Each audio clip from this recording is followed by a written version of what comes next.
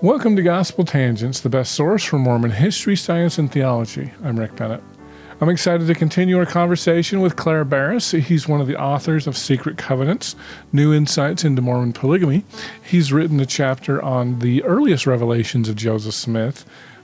These are not necessarily public revelations, but he's going to talk about some of the revelations to Brigham Young, as well as the pretend husband, Joseph Kingsbury. That's a very love triangle sort of thing. We'll also talk about Sarah Ann Whitney and some of these other important and interesting facts of early Mormon polygamy during Joseph Smith's lifetime. You won't want to miss this conversation. Check it out. And one of the, I think the next item that comes up is actually a marriage with a revelation related to Brigham Young. There is woman Martha Brotherton, who's brought up into the upstairs of the Nauvoo Red Brick Store. Red Brick Store, thank you. And they go into a small room and lock the door. You know, this story's told a little bit with a little bit of drama, but Heber C. Kimball is involved, and Brigham Young, and Joseph Smith, and they're all trying to convince her to marry Brigham Young. And Brigham says something to the effect, Joseph has had a revelation that it's okay for a man to have more than one wife or a second wife or something to that effect. So there's the revelation. And it's spoken of generically, like Joseph's had, this is before D&C 132 comes out, but the way they're talking, he's had this revelation that says that polygamy is okay. No time frame, no other detail, and it's too bad we don't have additional detail. But they try to convince her to marry Brigham Young, and Joseph is involved in the attempt to convince her. She says that the next day, I think it was the next day, that she skipped her Sunday meetings and instead wrote out all the details of this encounter. So which would lead us to believe that we have a fairly fresh account. Every day that something goes, if something big happens and you write it down immediately versus a week later, you're going to lose detail. And so she writes this down, I believe, the next day, and or some of the details. And then later, this is published first in not the Sangamo Journal, but somewhere else, and then it's later published in the Sangamo Journal. And some people argue John C. Bennett must have helped her. I don't know if there's any evidence for that. I don't know that it matters too much. This goes all over the country. This blows up in the press, even goes international. So much so that that they need to write an article in the paper in England that they were publishing. The Millennial Star? Yes, to try to calm things down and denounce her and her story that she's telling, because this is where the public becomes aware of what's going in Nauvoo, the public en masse. So yeah, that's the story there. The ironic thing is Brigham kind of gets the last word with her. So her sister believes in plural marriage. She goes along with it. When she dies, not the sister, but Brigham has the woman sealed to himself after she dies. Who's sealed? No, what's her name? Martha Brotherton? Martha, thank you, okay. Martha. I've got all these names floating around. Yes, when Martha dies, Brigham has Martha sealed to him, so he kind of gets the last word in the matter. Now, speaking of revelations, Brigham also said that Joseph had a revelation that he was to marry, and her name is escaping me now. It was I think his third wife or second wife. Oh, I don't know Help me here, Brigham's Rick. wives. Okay, another wife that there was a revelation for that. So, sort of yet another revelation going on here. Okay. Where do we go next? Nancy Rigdon.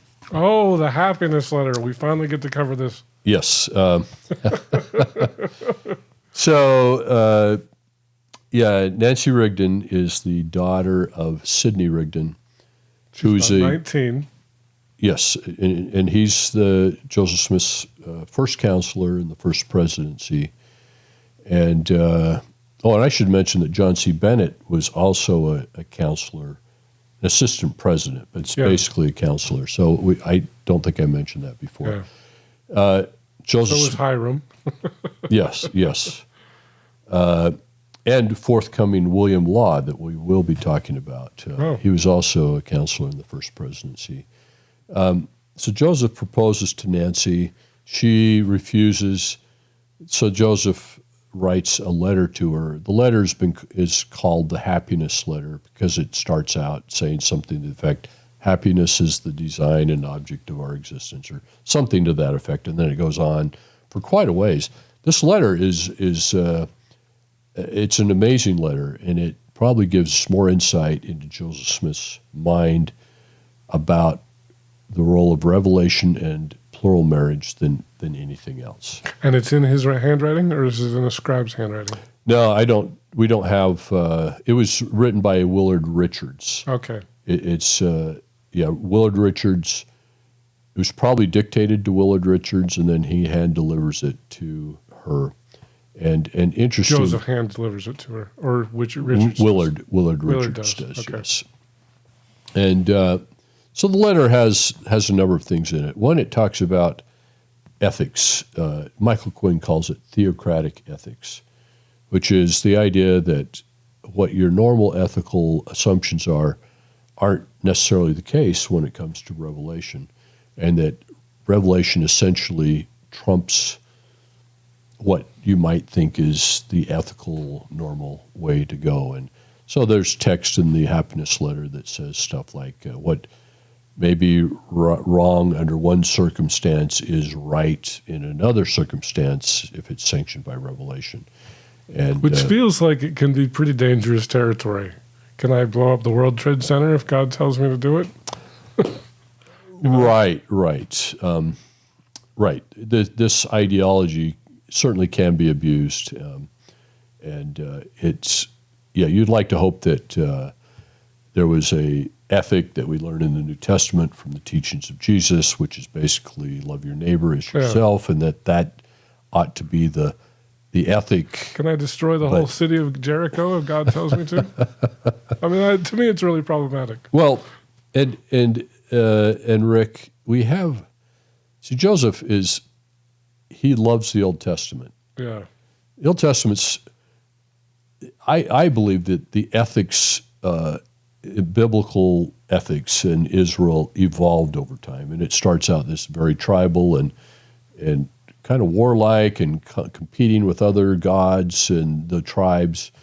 But over time, you see kind of a softening of rhetoric and it's more about love. And you see this in the Old Testament. It kind of evolves. And then by the time that Jesus is on the scene, I think the culture has evolved quite a bit. And Jesus' teachings about love your neighbor and just be good to people and, turn the other cheek and all that stuff is acceptable to state, and the people are receptive to that. Or a lot of the people are. Yeah. But the Old Testament doesn't always teach that. Right. And Joseph is fascinated with the Old Testament and spends a lot of time retranslating the Old Testament. And in a lot of cases making the Old Testament more palatable. A lot of times when it says that God repented that he told Noah that, this, Joseph will change the wording to make it like, well, God can't repent, or God wouldn't change his mind. And he makes things nicer in the Old Testament than the actual original text seems to suggest. Anyway, you have this. So Joseph has this theocratic ethic that he promotes in this happiness letter, which basically says that if you have a revelation, that's the most important thing. And so he also, so he tries to convince Nancy that Nancy ought to marry him. One of the most interesting passages in the letter tells us that sexual desire is a component of plural marriage. So he uses an example. He says, Solomon sought wisdom, prayed for wisdom, and God answered his query that he wanted more wisdom with the idea that he could have a special revelation that granted him every desire of his heart. And that which included, this is in the letter, things that were considered abominable, which was basically giving him the right to marry. He married like 1,000. I think he had 700 wives and 300 concubines. And interesting, there's texts very similar to the Book of Mormon text where there's this idea of things that are abominable. The Book of Mormon uses the same phraseology that's also used in the letter. And then he uses the word, who are we to deny the enjoyments? And he uses the word enjoyments that God would choose to bless us with. So he's saying that sexual desire, that this is something to be enjoyed. We should enjoy this. That if your heart desires stuff that people might think is wrong, it's actually right if God sanctions it with revelation. So that idea is promoted quite heavily in this happiness letter. And there's a short revelation at the end of the happiness letter. It doesn't have much to say, but there is a revelation in there, and plus this big discussion on revelation. Nancy she turns him down, and the marriage doesn't work out. Okay. And so, I remember Richard Van Wagoner wrote a book on Sidney Rigdon. Yes. The line where somebody says, Nancy, do you dare call the prophet a liar? And she says, yes, because he is a liar. She sounded pretty spunky. Right, yeah. And he knows it, I think she said. Her family, they all, she has some brothers, and they talk about this years later, Well, and John C. Bennett publishes something about Nancy as well. He may have published the happiness letter. I think. Yeah, maybe. Yeah. So, yeah. So that's Nancy Rigdon. Okay. The next one we ought to talk about is probably the Sarah Ann Whitney story, and there's which is a very interesting story. So her parents are Newell Whitney and Elizabeth Ann Whitney.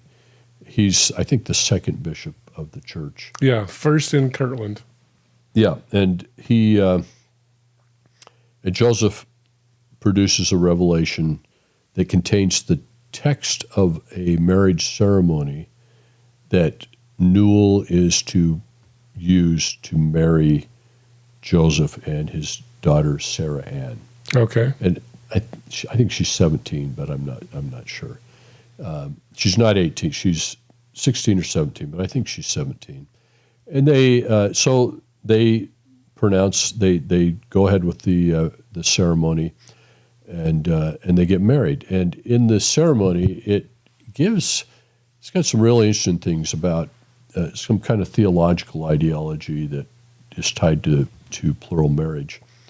There's this idea that there are ancient priesthood lines, and specifically mentioned in this revelation / ceremony is Jethro, and that somehow these priesthood lines go back to Jethro. Now Moses stayed with Jethro for a period of time and ended up marrying Jethro's daughter, Zipporah. Curiously, Joseph Smith goes and stays with Newell Whitney, who's kind of like Jethro, and Joseph is often cast in the role of Moses. And so you kind of have Moses / Joseph staying with Newell / Jethro, marrying the daughter Zipporah / Sarah Ann. You have this really curious parallel that may be on purpose or it may be just coincidental. It's worth mentioning that there might be some kind of a curious relationship there.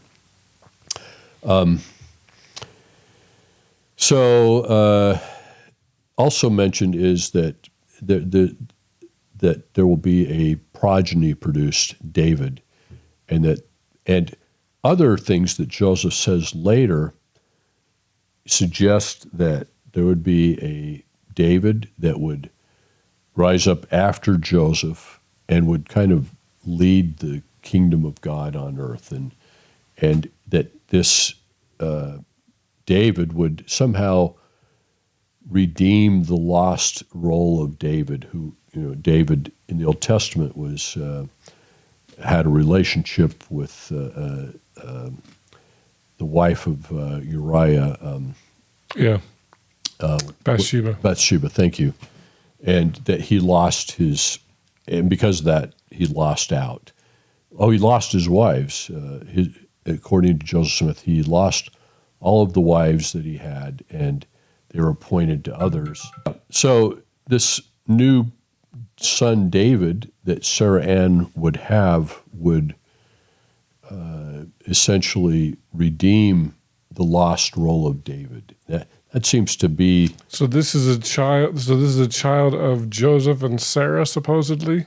A future child. Okay. It's mentioned first in this ceremony. It's mentioned in other times by Joseph Smith. So this definitely implies there were supposed to be sexual relations between Joseph and Sarah Ann Whitney. Yes, absolutely. And is this contemporary evidence? Yes, yeah. This revelation is given in it's either 1842 or 1843 about David, and then Joseph Smith himself talks about this David on several other occasions, and each time there's more detail that gets filled in. But Joseph never had a child with Sarah. I mean, we don't have any evidence. No. I mean, because the one thing that really surprised me, I know Brian Hales has made a statement that the underage girls, the teenage girls that Joseph supposedly married, Joseph didn't have sexual relations with them. That's been a very controversial take. However, I mentioned that to Todd Compton, and he surprised me and said, yeah, that was probably true. So even though Joseph had this revelation that he was supposed to have a David with a Sarah Ann Whitney, do we have any evidence that there were any sexual relations? I mean, just, because the idea is, well, maybe in the future, in 5 years when you're an adult, we'll have sex or something. What do you think? Well, yeah. Well, first of all, I mean, an interesting observation is that Joseph's earliest marriages were all polyandrous. Why would you marry other men's wives? Well, if one possibility is that if Joseph produces a child, it's easy to cover that up. Right. We don't know that, but that's one way to look at that. With Sarah Ann, we have some interesting evidence that would suggest that there was a plan to consummate the marriage and try to produce a child. So what we have is that Sarah Ann gets married, and then later there's another revelation that Joseph has that's really quite curious. Joseph is praying to God, saying, I really want Sarah Ann to get the fullness of the blessings Meaning that a child? promised her. And then God answers and says, only if she remains true to her covenant. Okay, like you're like not. if she marries somebody else, she's out? Well, let me tell you what's going on. On that same night that this, so Sarah's told, kind of said, you might lose out, not just you, but your parents might lose out on their salvation. Because she hasn't had sex with him? Well, let me tell you. Sorry. I'm anxious. It's that same night, Joseph Kingsbury, who is her uncle, who has lost his wife, is given it's called a patriarchal sealing blessing or something like that. And in there, he's promised that if he goes through with this thing that he will be eternally sealed to his wife, Caroline, and that she won't be given to somebody else. So there's this fear of... So he hasn't been sealed to her yet, so he's worried about losing her. And I think this might be the first sealing, like eternal sealing, that happens under Joseph Smith. A posthumous sealing. Yes. Well, then Joseph Kingsbury and Sarah get married. And he is married Sarah Ann Whitney.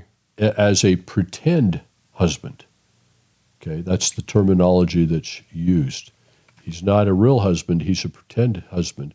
Curiously, it's a legal marriage, but it's called a pretend marriage from Joseph Smith's perspective and from their perspective. Okay, why would Sarah need to have the appearance of being married to Kingsbury? When she's already married to Joseph. And in case she gets pregnant, right? Right. Then Kingsbury would be he would be considered the father of the progeny, and nobody would know the difference. And so I think that, the fact they call it a pretend marriage, why would you have a pretend marriage where they presumably didn't have sexual relations? But he was there for all intents and purposes. Everybody thought he was the husband. I think it was to cover for a potential child, which was to be David. Now then, Joseph gets killed. So this is right before his death? No, this is a little bit. This is a year and a half or something before he dies that this pretend marriage occurs. Then Joseph gets killed. Sarah Ann gets eternally sealed, not eternally sealed. Gets sealed for time to Heber C. Kimball. And Heber C. Kimball then begins having sexual relations with her to produce children that would be Joseph Smith's children. Oh. Right? Like a Levirate marriage. Yes. So they have a child. Guess what the child's name is? David. So they're crossing some plains somewhere. I can't remember if it's in Iowa or someplace. She has her child, guess what? They're in a valley. Guess what they named the valley? Lemuel? The Valley of David. Okay. Okay. So this is no ordinary child. I don't know of any other instance where, when I was born, they didn't name the Valley of Clair or the Valley of Rick, right? And I don't know of any other. Maybe there are, and if somebody knows of where people are naming the valley or the mountain after a child, but this means this is no ordinary child, right? They give Is it David Kimball? Yes. It's not David Smith. I'd have to check and see the name exact, how they name it. It's David Smith Kimball. There's a Kimball in there, and the thing is that Newell K. Whitney, the K stands for Kimball. So is it after Newell Kimball Whitney, or is it after Heber C. Kimball? And we don't know. Probably because both. there's two possible angles there. So then later, there are some women gathered together, and they're speaking in tongues and doing all this very spiritual stuff. Suddenly, the children that are in the room with them all get attacked, according to them, by evil spirits. And it's a horrible situation. And as these children are in the process of dying, Volate Kimball, who is the first wife of Heber C. Kimball, prays, she utters a prayer asking that her child be taken instead of Sarah's child, David, which is an amazing thing to request. Why would Volate say, take my child, but not Sarah's child? Oh, because wow. she believes that this child is special, chosen child that is to be the new leader of the church and the kingdom of God. That's how they perceive it. So you have these very interesting things going on, okay? He dies. The child doesn't survive. They have another child.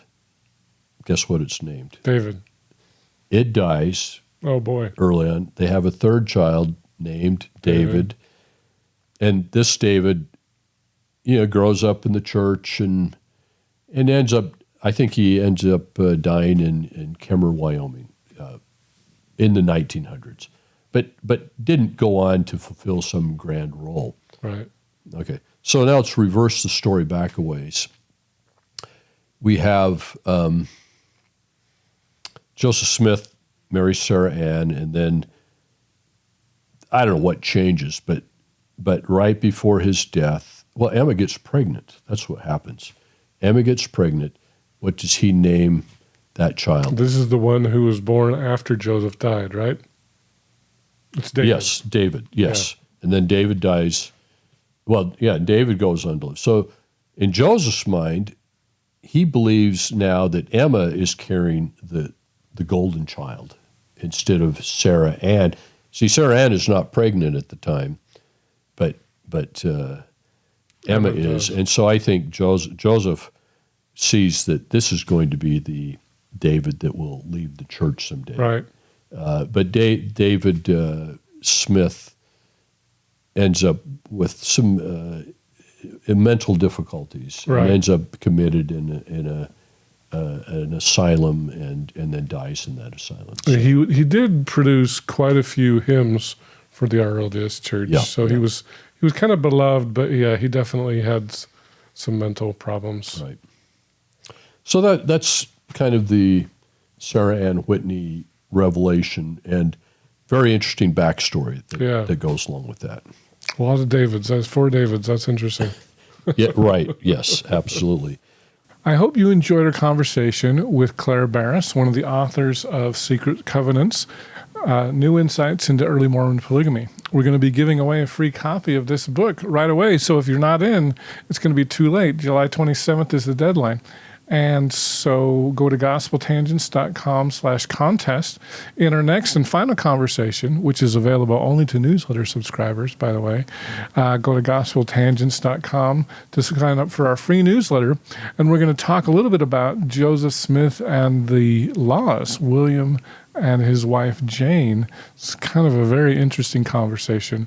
We're also going to talk about whether William Clayton's journals are reliable. So you won't want to miss this conversation. Here's what we're going to talk about. This, and then William Law and Joseph Jackson calls it like a wife swap, because and we'll talk about this in a minute, but there's a thing going on between Joseph and Jane Law. We'll get to that. But Joseph Jackson calls it like a wife swap. Thanks for listening, and I hope you to continue to enjoy Gospel Tangents. Consider becoming a Patreon or go to gospeltangents.com/shop, and you can get a cool tie, a hat, or even a nice mug. You can also get a sweatshirt. So check it out at gospeltangents.com/shop.